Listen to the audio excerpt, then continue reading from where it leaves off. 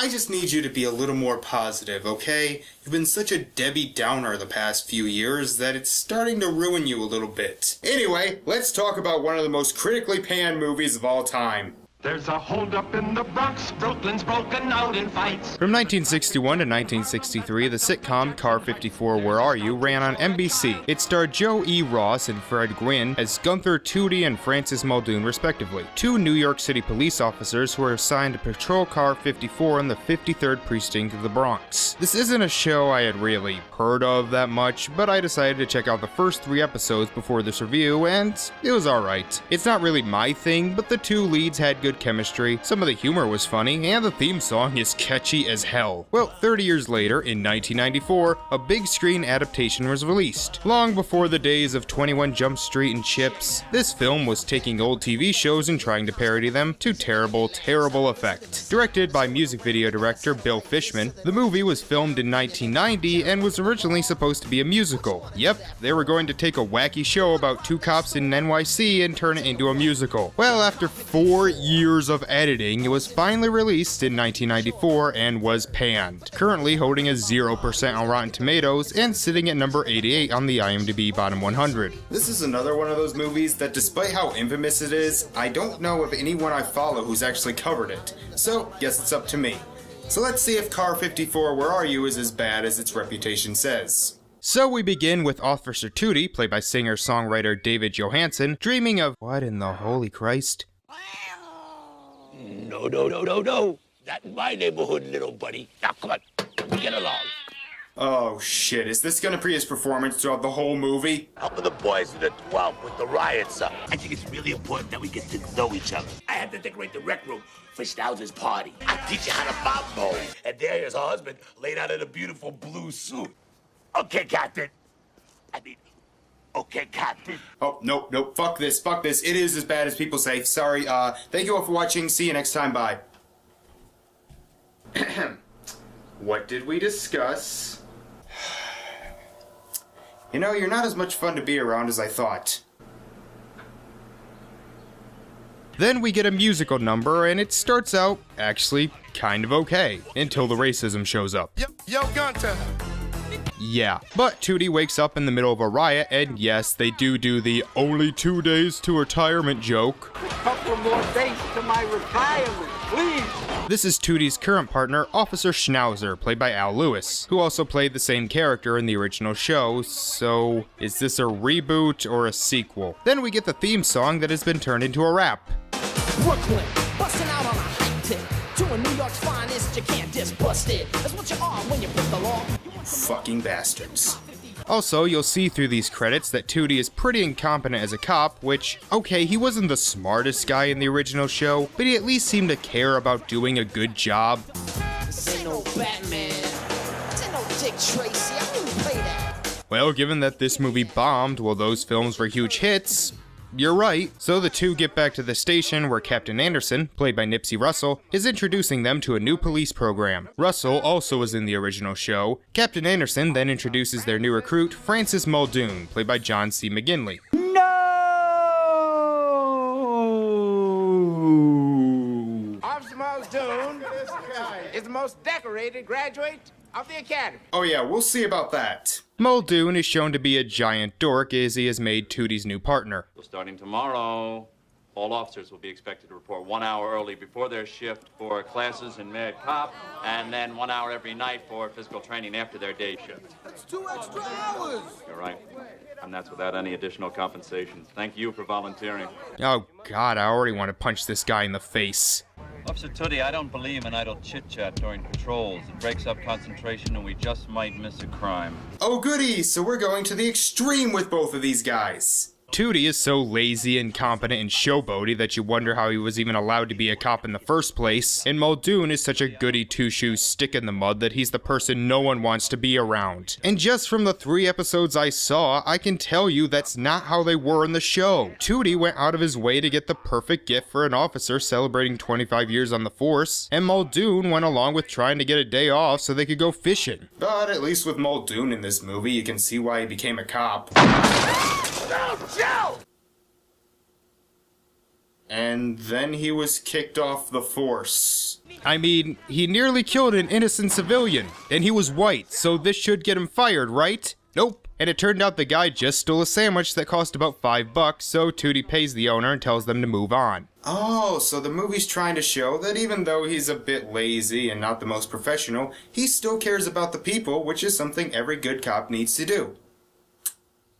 Yeah, a few problems there. He still fell asleep during a riot, let a woman get her purse snatched right behind him, and nearly caused several accidents thanks to his bad driving. So I don't give a shit if he used his own money to pay for someone else stealing a sandwich. We then meet our main villain for the movie, Don Motti, played by Daniel Baldwin. And since he's a 90s comedy villain, he needs a shtick. And for him, I guess he's claustrophobic. I mean, the characters actually had to tell me for me to know that. Don wants these two men to kill his bookkeeper, since he will be testifying soon and could get Don thrown in jail.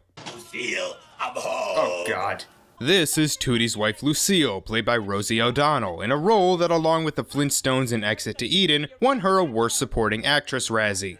It's a surprise party. Oh yeah? Oh yeah? Well, too bad Leo's not your wife. Then he'd be surprised every day just how miserable his life is. Oh, Lucille, come on, I just got home. Are you cheating on me, Got the Tootie? Cheating? Are you crazy? You'd kill me. Worse. I would take your scrotum, I would stretch it up over your head, and I would use you as a punching bag.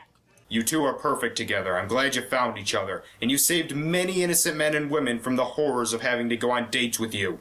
Anyway, Don's bookkeeper he's trying to kill is called Herbert Hortz, played by Jeremy Piven. He's taken into police protection, and by that I mean he's literally put in a jail cell to keep him safe, because putting him in arm's reach of dangerous criminals is better than a safe house. They also put a tracker in him. We'll be able to monitor him anywhere. I'm not going anywhere. No, you're not.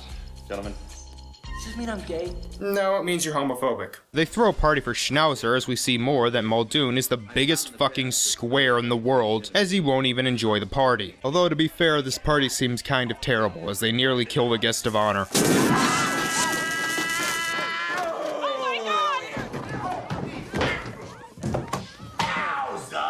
I've fallen, and I can't get up. We then see more of Muldoon being a tight ass. Now I thought that was the point of the party scene, but no, meaning the only point of the party scene was so we could get this scene in the hospital. And an explanation. Watch what you're saying about my wife, Buster. Yeah, for those who don't know, Al Lewis played Grandpa in The Munsters, meaning this movie just broke its own universe. Oh, you remember my new partner, Muldoon? I would like you to take a good look at this scene, Muldoon. Because what you are looking at is... Uh-oh, I think I know what's gonna happen. What is this? It's supposed to be a hospital. It's supposed to be safe. Stop. Tell me what it is. Because when I think comedy, I think the grandpa from the Munsters getting his dick ripped off.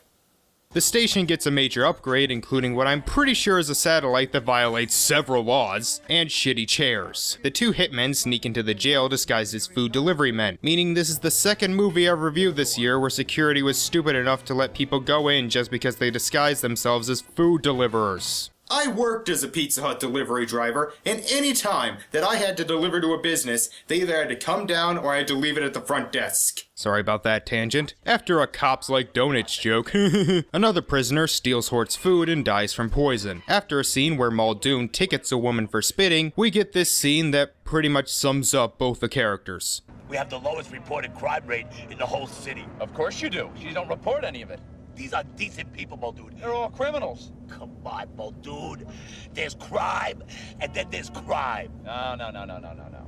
Yeah, that's it. That's why I hate these two characters. Neither one of them is likable. Why did I hear that you poisoned an animal rights activist? If he was an animal rights activist, then why was he eating meat? Tootie invites Muldoon over for dinner. Seeing you in this party dress really gives me the horn. How about a quickie before the guests arrive? No, I don't want to see these two having sex! And then we get this shit.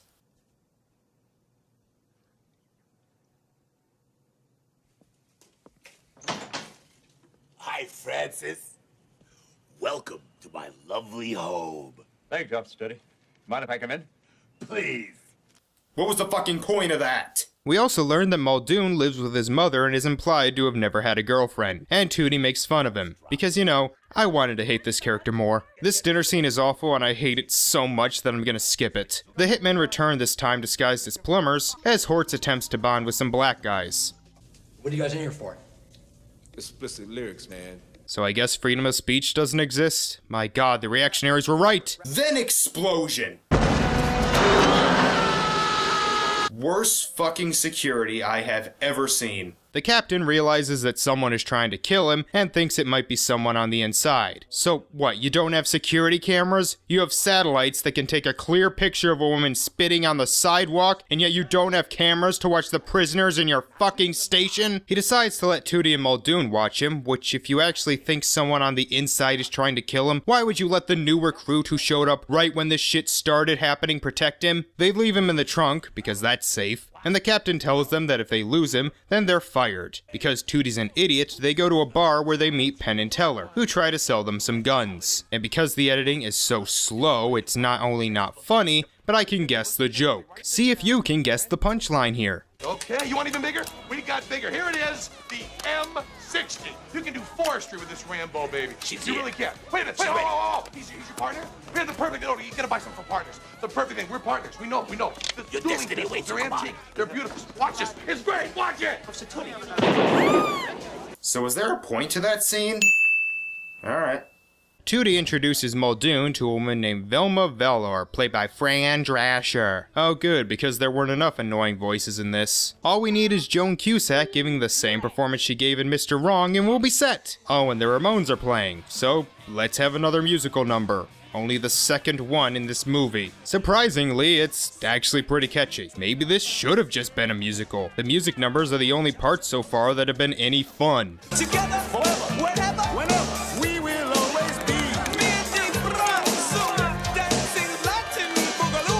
We're at the halfway mark.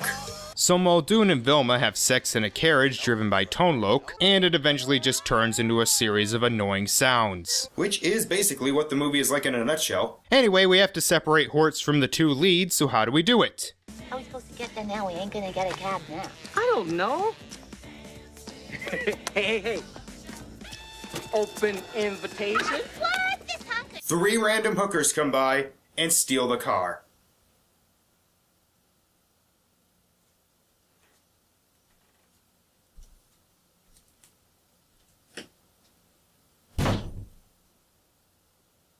Alright, I will say, this joke is funny. You gotta help me.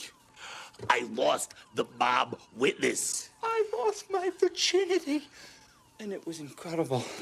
Gunther, why don't people have sex all the time? They do. They do? Well, until they get married. So they try to come up with a plan so they don't lose their jobs, and all I'm wondering is, why should I care? They have done nothing to make me care. I don't like them as characters, and they're shitty cops. And the back of the DVD case seems to agree with me. With cops like these on the streets, you'll want to be behind bars. Thing is though, prison doesn't seem that much safer, so maybe we should just move. Tootie goes off to infiltrate Marty's crew as a hitman named Detroit Dan, while being followed by a television crew. Muldoon, on the other hand, tries to find Hortz using the tracker. Wait, why does Tootie have to pretend to be Detroit Dan? All they have to do is find Hortz. God, the pacing is so bad. This has only been on for an hour and I feel like I've been here for 3. Then this shit happens. We shall become as one. We shall bond as only the Cosa Nostra can.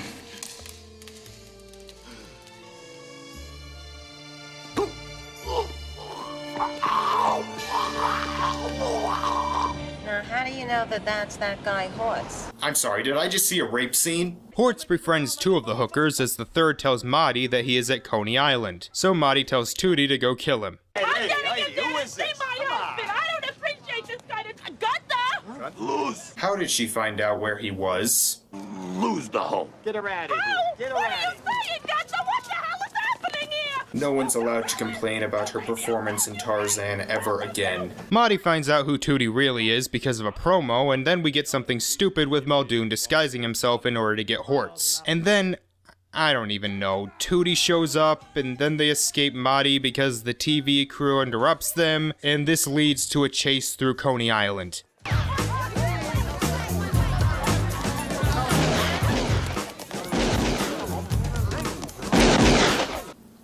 question. The whole reason Marty wants Hortz is because he wants to kill him, so he doesn't witness, so he doesn't go to jail. So why are you going around Coney Island trying to shoot him in front of dozens of witnesses? You're going to jail either way.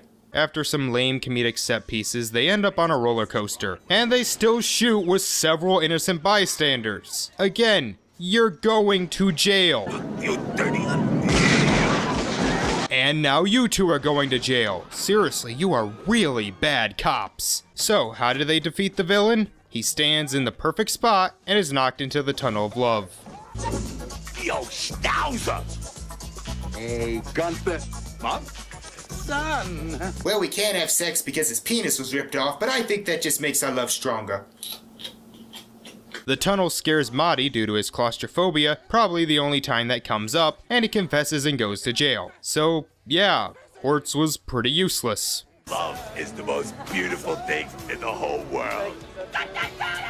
Lucille! Stop that spot! Just tell her you had to go undercover. Oh. Oh.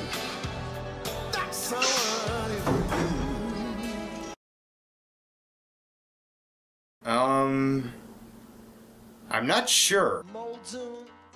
It's a bad movie. Really, really, really bad. But when you really get down to it, it's just a bad comedy. It's not funny, not very well made, poorly paced, pretty annoying, and mostly just boring. So I can't say it was that infuriating to watch, but then again, that 0% seems kind of appropriate because I can't see anyone liking this. Fans of the show won't enjoy it because it's not a good adaptation in the slightest, and people just looking for a good comedy won't like it because it's not funny. The acting is awful, and the editing and pacing is so slow that it almost never works. The music can be a little fun, and occasionally there's a fun set piece, but yeah, other than that, it's a dull, annoying comedy without many laughs. Man, so much for being positive.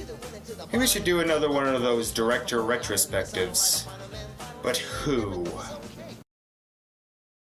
That'll work. Thank you all for watching, and I will see you next time. Bye. Goodness whip brother beggars never get away. And so the story goes. I couldn't tell you anymore. It's at the Velma Valor. She loves car 54. Hortz befriends two of the hookers as the third tells Morty. God, it's so fucking hot!